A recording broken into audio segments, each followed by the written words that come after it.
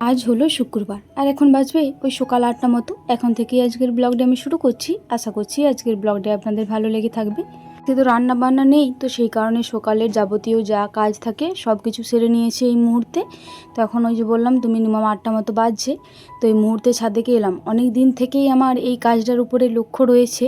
তো আজকে রান্না বান্না না থাকার কারণে এই কাজটার উপরে একদম ঝাঁপিয়ে পড়েছি। ভোরবেলার থেকেই ভাবছিলাম জানেন তো যে সকাল সকাল কাজটা বাগিয়ে নেবো, তারপরে এই মেন কাজে হাতটা দেব। রান্নাবান্না ছুটি থাকার কারণেই আজকে এই ঘরটা পরিষ্কার করার কাজে লাগলাম। ঘর বলা ভুল হবে, এই সিঁড়িগুলো, এই ছাদের সিঁড়ির থেকে একদম নিচে দুদিকে যে দুটো সিঁড়ি রয়েছে, এই দুটো সিঁড়ি এতটা পরিমাণে নোংরা হয়েছে কি বলবো। আর ওই যে রডগুলো বেরিয়ে রয়েছে এই ধারে ওই ধারে দুদিকে, ওই রডগুলি তো প্রচণ্ড পরিমাণে ঝুল আরে বসেছিল, তো ওগুলো একটু ঝাড়াঝুড়ি করে নিলাম প্রথমে। তারপরে এই যে সিঁড়িগুলি ঝেঁটিয়ে নিচ্ছি। আপনারা হয়তো বুঝতেই পারবেন এই ঝেঁটানোর সময়তে এই যে কী পরিমাণে এই ডাস্টিংটা হচ্ছিল আর কি পরিমাণে যে নোংরাটা বেরিয়েছে কি বলবো। আমার তো মনে হচ্ছিল যে মাথাতে একটা মতো ঢাকা নিই, না হলে চুলগুলোও নোংরা হয়ে যাবে। তো দেখলাম যে না আর মাথায় ঢাকা নেবো না, কারণ আমার মাথাতে ঢাকা নিলে না প্রচণ্ড পরিমাণে দম আটকে যায়, দম আটকানো একটা ভাব লাগে। তো সেই কারণে আমি মাথায় মুখে ঢাকা নিয়ে কোনো কিছুই করতে পারি না। আর আজকে ষষ্ঠী রয়েছে, আজকে ডুবও দেবো, তো সেই কারণে আর মাথাতে ঢাকা আর নিলাম না। যাই হোক, কোনো রকম এই সিঁড়িটা তো ঝাড় দেওয়া হলো, এই ছাদের মেন সিঁড়িগুলো। তো দাঁড়ান, এরপরে যেটা আসল কাজ, এই পেঁয়াজগুলি ছেড়ে ছেড়ে নিচে অনেকগুলিই পড়ে রয়েছে। তো পেঁয়াজগুলো প্রথমে এই ঝাঁঝুড়িটিতে কুড়িয়ে নিই, জটা মতো পড়ে রয়েছে। তারপরে এই জায়গাটা ভালো করে পরিষ্কার করব। এই জায়গাটা থেকে যে কী পরিমাণে ময়লাটা বেরোবে, আপনারা হয়তো এই জায়গাটা বাগানোর পরে একটু পরেই দেখতে পাবেন যে কতটা পরিমাণে ময়লাটা বেরোবে।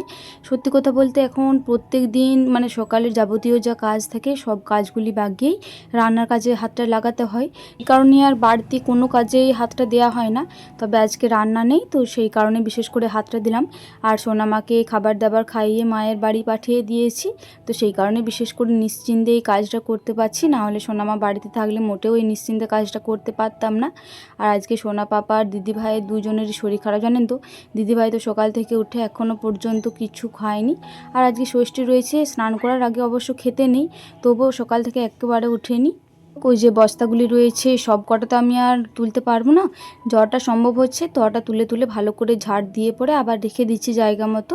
তো যটা জিনিস সম্ভব হবে একটু বার করে করে পরিষ্কার করার চেষ্টা করব। জিনিসগুলি যদি বার করে না পরিষ্কার করা হয় তাহলে ময়লাগুলো আমার পরিষ্কার করাই হবে না, যেমনকার ময়লা তেমনকারই থেকে যাবে। তো সেই কারণে যতটা পারছি জিনিসগুলি বার করে ময়লাগুলি পরিষ্কার করার চেষ্টা করছি। আর আপনারা হয়তো এই মুহূর্তে দেখতেই পারছেন যে কতটা পরিমাণে ময়লা বেরিয়েছে।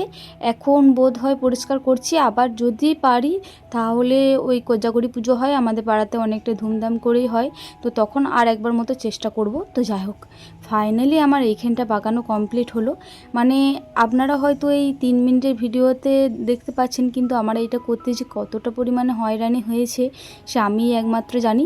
এই মুহূর্ততে আমার কোমরটা পুরো কিটকিট করছে, মনেটা হচ্ছে না যে আমি আর এই দুটো সিঁড়ি ঝাড় দিই। তবে একবার যখন একটা কাজে লেগেছি এই কাজটা তো পুরো সম্পূর্ণ করব, তারপরেই ছাড়বো, না হলে তো মনটা তৃপ্তি হবে না। আর কাজটা সম্পূর্ণ না করলেও এই ধুলো বালিগুলো এই দিক সেই দিক পড়েছে, তো দেখতেও ভালো লাগবে না। তো ঘরটা যদি পরিষ্কার পরিচ্ছন্ন রাখি তবেই দেখতে ভালো লাগবে।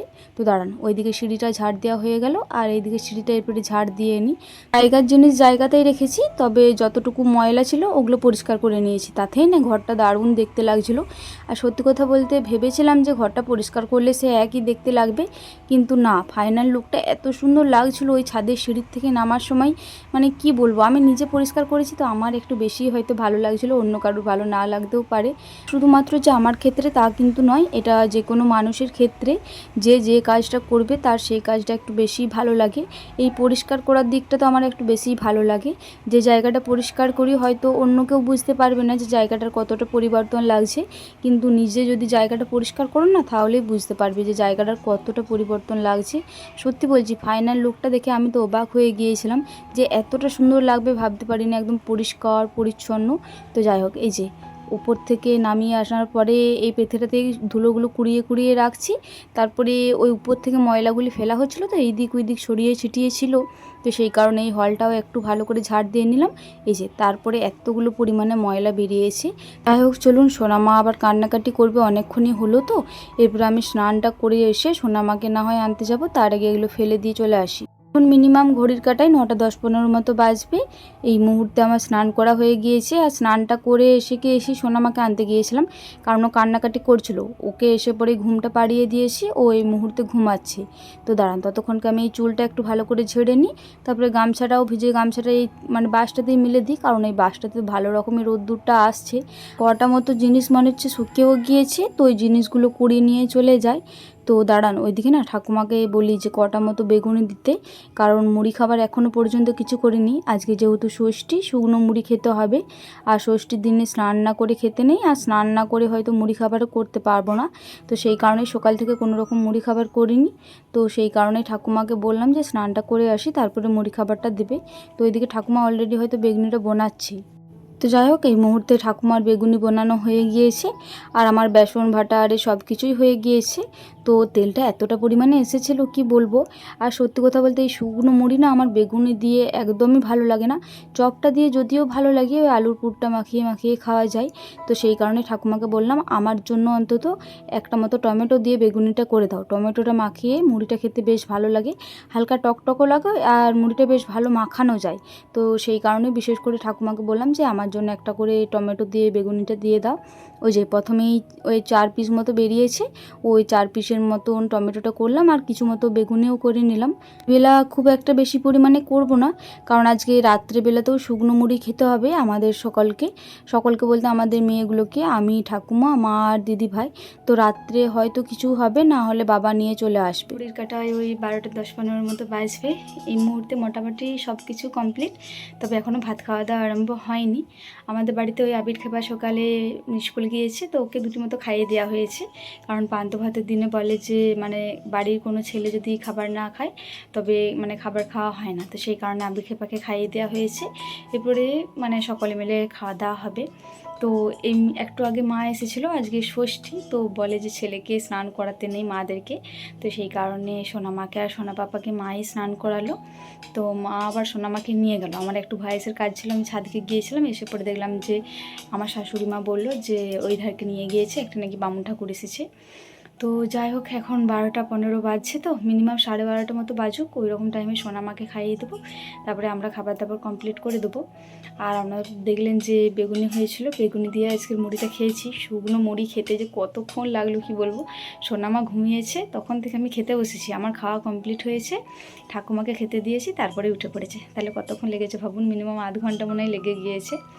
তো যাই হোক, চলুন পান্তা ভাত খাওয়ার সময় আবারও আপনাদের সাথে দেখা হচ্ছে। মিনিমাম ওই বিকাল 5টা মতো বাজছে। এই মুহূর্তে টুকিটাকি সব কিছু কাজ বাগানো হয়ে গিয়েছে। তো সোনামা এই কিছুক্ষণ আগে উঠলো, 4:30 মতো বাজবে। তো তারপরে ওকে খাবার খাইয়ে মায়ের বাড়ি পাঠিয়ে দিয়েছি। আজকে বিকালে না অনেকগুলো কাজ রয়েছে, কারণ কালকে শনিবার রয়েছে। মা এই কিছুক্ষণ আগে হাঁড়িটা পরিষ্কার করে নিয়ে এলো। শনিবার রয়েছে, তো আজকে গরম গরম ভাত হবে রাত্রেবেলায় ওদের 3 জনাগার জন্য, ও 2 ভাইয়ের আর বাবার। তো সেই কারণে বিশেষ করে সকাল করে ভাতটা চাপিয়ে দিচ্ছি, আর কালকে শনিবার রয়েছে ওই কারণেই হাঁড়িটা পরিষ্কার করে ভাতটা চাপাচ্ছি, তাহলে আর কালকে হাঁড়িটা পরিষ্কার করতে হবে না। আর আজকে যদি ভিজে ভাত থেকে থাকে তাহলে কালকে খেতে পারবে। তো দাঁড়ান, এটা বসিয়ে ওইদিকে জলটাও দিয়ে দিয়েছি, এরপরে উনুনটা ধরিয়ে দিই, তারপরে না হয় চালটা ধুয়ে নিয়ে চলে আসবো। সত্যি কথা বলতে এখন না অতটা কষ্ট হয় না, কারণ এত কাঠ রয়েছে। তো তবে এই বৃষ্টির কারণে ভিজে ভিজে যায়, তো সেই কারণে ওই যে একটা ত্রিপল রেখেছে আর একটা প্লাস্টিক রেখেছে। প্রথমে প্লাস্টিকটা দিয়ে দিয়েছি, তারপরে ত্রিপলটা দিয়ে দিয়েছি।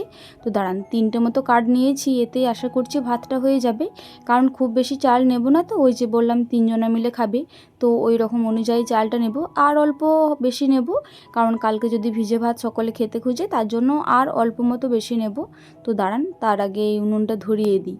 সত্যি কথা বলতে যতই কাঠ থাকুক না কেন, এই তিলখাড়ি যদি অল্প পরিমাণে না থাকে তবে কিন্তু উনুন ধরানোটা অনেকটাই কষ্ট হয়ে যায়।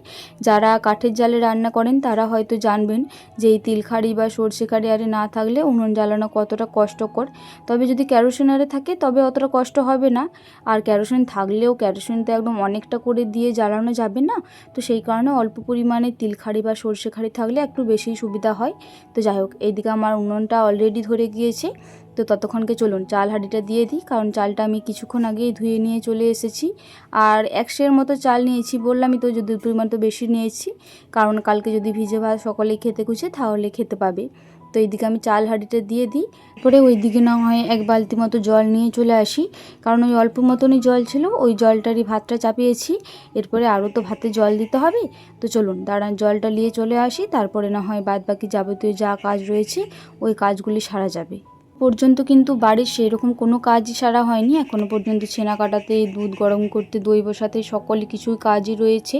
তো এই জলটা নামিয়ে দিয়ে চলে যাই, তারপরে এইদিকে ভাজাভুজিগুলো করে নিই, কারণ আজকে একটা সবজি তরকারিও হবে।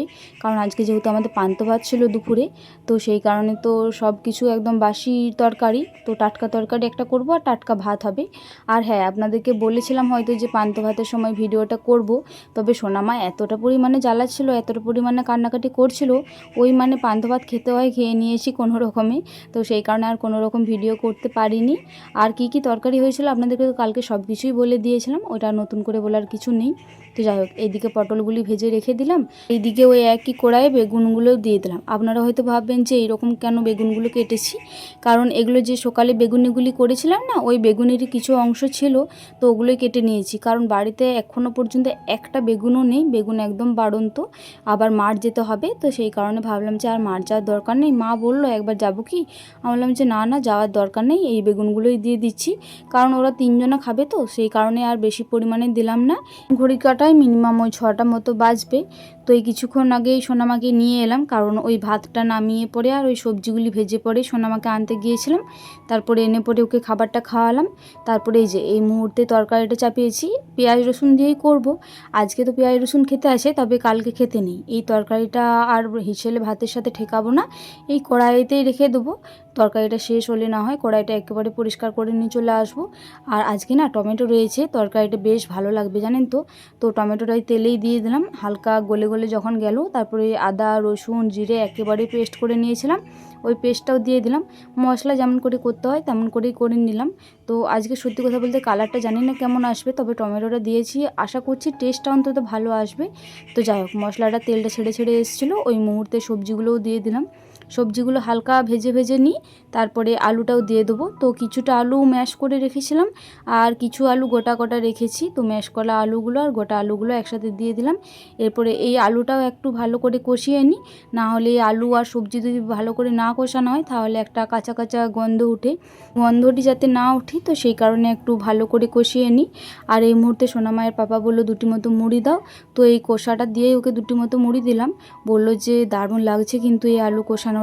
তো যাই হোক, এই মুহূর্তে আমার বেশ ভালোই করেই কষানো হয়ে গিয়েছে।